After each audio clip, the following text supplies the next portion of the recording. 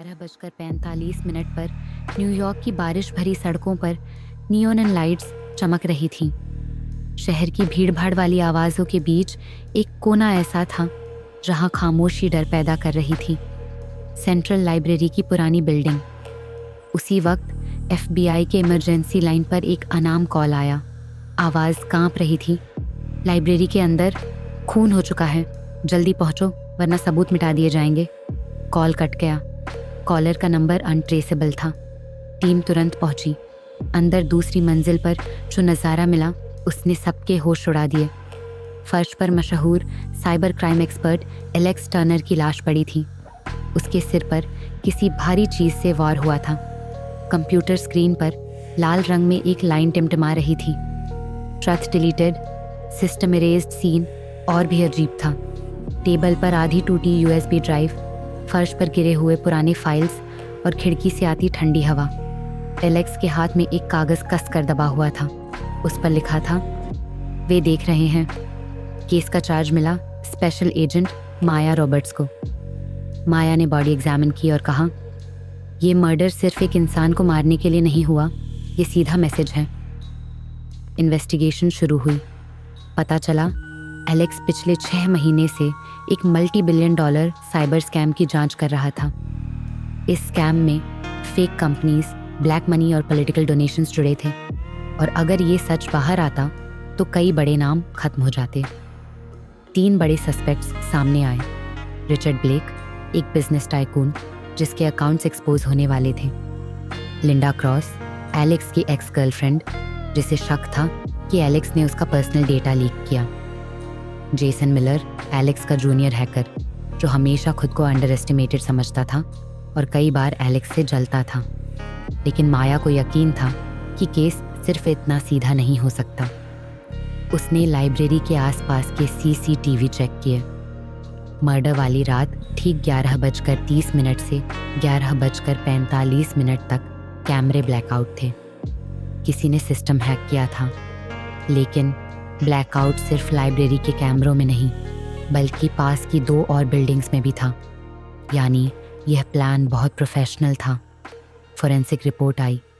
Alex के नाखूनों के नीचे फाइबर्स मिले जो किसी काले लेदर ग्लव्स से मैच कर रहे थे।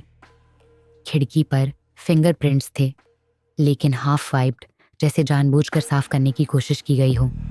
और सबसे चौंकाने वाली बात, एलेक्स के शरीर में हल्की मात्रा में सेडेटिव ड्रग मिली। यानी पहले उसे बेहोश किया गया और फिर मारा गया। माया सस्पेक्ट्स पर दबाव डालने लगी। रिचर्ड बोला, उस रात मैं अपनी यॉट पर था, वहाँ CCTV फोटोज़ है, लेकिन फ़ोटोज़ चेक करने पर टाइम स्टैम्प में छेड़छाड़ मिली। लिंडा ने कहा, मैं घर पर थी, लेकिन फोरेंसिक ने उसके जूतों पर लाइब्रेरी जैसी धूल पाई। जेसन ने कहा, मैं कैफ़े में कोडिंग कर रहा था, लेकिन कैफ़े के बिल्स में उसका नाम नहीं था। माया को सब पर शक था। तभी एलेक्स का लैपटॉप रिकवर हुआ जो आधा डिस्ट्रॉयड था। साइबर लैब ने हार्ड ड्राइव से कुछ डेटा निकाला। उसमें ईमेल और बैंक ट्रांसफ़र थे जो साफ रिचर्ड ब्लैक को स्कैम से जोड़ते थे। लेकिन एक हिडन फोल्डर में माया को कुछ और शॉकिंग मिला। लिंडा और जेसन के भी नाम ट्रांजैक्शन लिस्ट में थे। मतलब एलेक्स सिर्फ रिचर्ड नहीं बल्कि अपने करीबियों पर भी नज़र रख रहा था। माया ने जेसन को दोबारा इंट्रोगेट किया।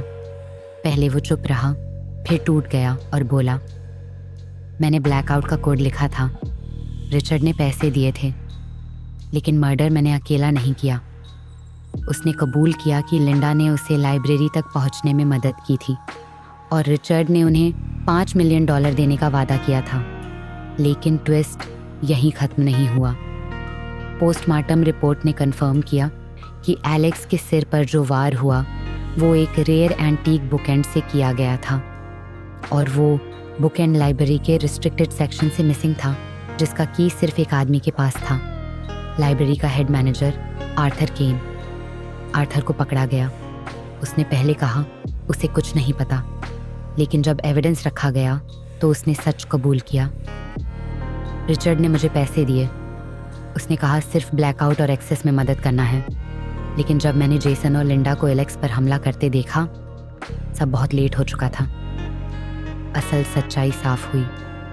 रिचर्ड ने पूरे प्लान को फंड किया। जेसन ने ब्लैकआउट और हैकिंग किया।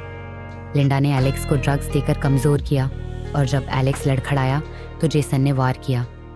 आर्थर ने बस रास्ता खोला। कोर्ट में चारों को चार्ज किया गया।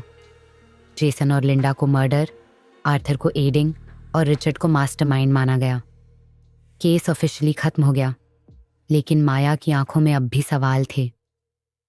क्राइम कभी अकेला नहीं होता, इसके पीछे लालच, बिट्रेयल और डर की लंबी कड़ियाँ होती हैं।